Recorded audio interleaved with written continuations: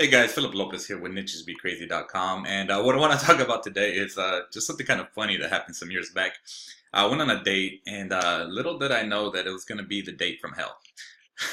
But anyways, here's what happened. So I went to this chive meetup. It was a Halloween chive meetup, and met up with I ended up talking to this girl there.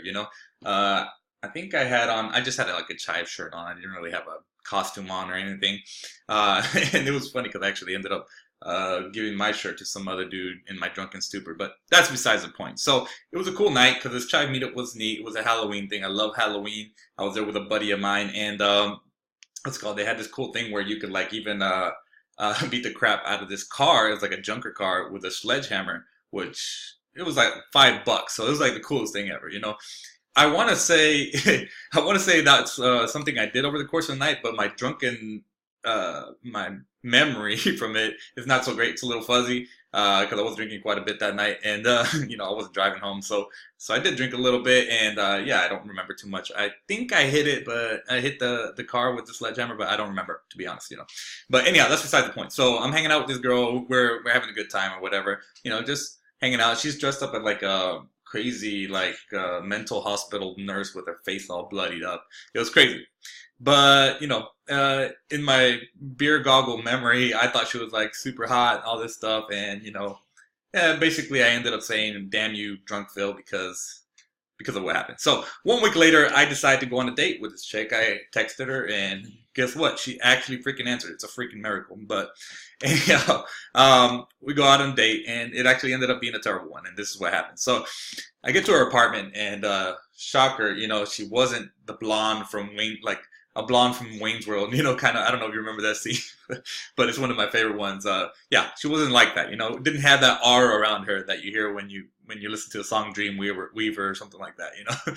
Stupid beard goggles. Anyhow, so I didn't bolt right away for some reason, and that was a mistake. And and this was like the strike one against her. Before we leave, she wants to smoke a cigarette, and I'm like, oh, crap. I don't like girls that are smokers. I don't know. It's not appealing to me, but that's me just because of the breath thing.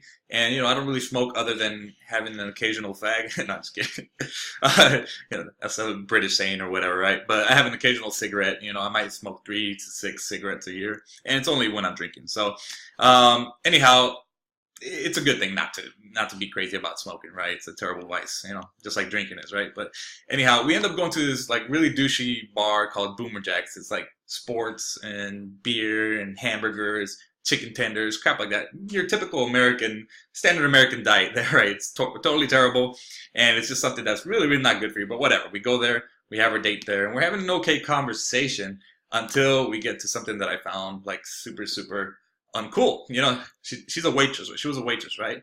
And she was telling me about how when people weren't like the best customer to her, which is going to happen when you're waitressing, serving, whatever you want to call it, whatever the action verb is, you're going to come across people that aren't that great, right? So when people order tea and they wanted lemons and they were not like, they were kind of jerk or whatever, she would hawk loogies on their lemons and let them eat them. And you know what? That's totally not cool. I mean, I don't care how bad someone is to you, unless someone is like just a total asshole. I don't think anybody really deserves that. You're in the industry, in an industry that's serving all the time, and it's expected of you to be more, have some morals. But whatever. I thought that was kind of effed up, but whatever. Somehow I let that go. So that was pretty much strike two for me. So I was totally wrong there. I probably should have left right there. Then after that, she says, "Hey, let's go to this other restaurant. Let's meet up with some of my friends." I, for some reason, agree. After all this stuff had already happened. So we get to this restaurant. It's an Italian restaurant. Her friends are there. Her friends are there. They're just getting off, and here's where strike three comes up. All of them are guys, and then she proceeds. Not only that, she proceeds to talk to them and almost completely, ignore me. So it's like totally not cool. Yet stupid me is thinking, okay, this is still salvageable, whatever. I'm drinking beer, so I'm still hanging around. And yeah, she just totally ignored the crap out of me. So it was pretty brutal. And here's what finally got it, right? So strike four was the fact that she she had no problems. I was her right there, and although I was thinking of ditching her already, I didn't want to do that. That's not really like my style. So apparently she was an alcoholic, which is another. I can't really say much. I drank a lot too. But she had no qualms about ordering all these drinks on my end. I was the guy. I was Captain Dipshit here. I was the guy that was, buying all this stuff. And it's not like she was just buying a beer here and there. She was buying like, drinks, mixed drinks. So yeah, not so cool either, right? Not so cool. So that was strike four. So finally, like maybe about $100+ I want to say it was between 100 and 200, probably about $150 later. With this shitty date, we go back to her place, right? No, it's not what you think or anything like that. And even though homegirl's like giving me the eyes or whatever because she's been drinking or whatever, I've sobered up from this crap because I was already had to drive, and also I was just like completely turned off from all this crap going on over the course of the night. So we get to her door and I leave in a heartbeat. I just tell her, all right, I gotta take off, and then she's left there looking at me. I don't know. I guess she thought I was gonna kiss her or something like that, but whatever. I left, guys and girls, I guess, because it wasn't. It was like a total like, I don't know, shit fest to me. I hated it, and she stood there in bewilderment as I left. She thought it was crazy that I didn't come inside. So, moral of the story, guys, is that I don't want you to be a sucker like me. You can usually tell when something isn't gonna work out. And I'm right. I think I'm right. I don't think that I'm wrong there. I think a lot of people have the common sense to know that something they're doing is not working. It's just stupid to keep on letting it go on, right? Just kind of like this stupid date, right? So the way I relate it to internet marketing is, because almost everything comes back there, is let's say you've been buying up every digital product up under the sun. They're not going to work or something like that because they're probably some rehashed bullshit from guys playing the JV circle jerk game. Or, maybe you're just never going to implement the training. You just like a little portion of it, or you're just really a sucker for good sales copy. I kind of am too. So, that happens to a lot of us, I think.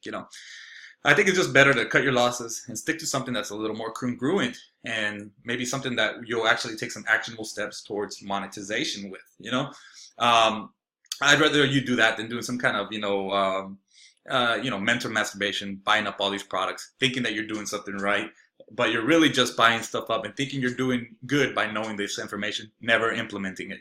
It's BS. You're thinking you're better than someone else because you know more. It's like some guys can be really stupid or really, really new to the game, but they start implementing before you do, and they're actually making money. And some people actually think they're smarter than those guys. It's like, hey, you know what?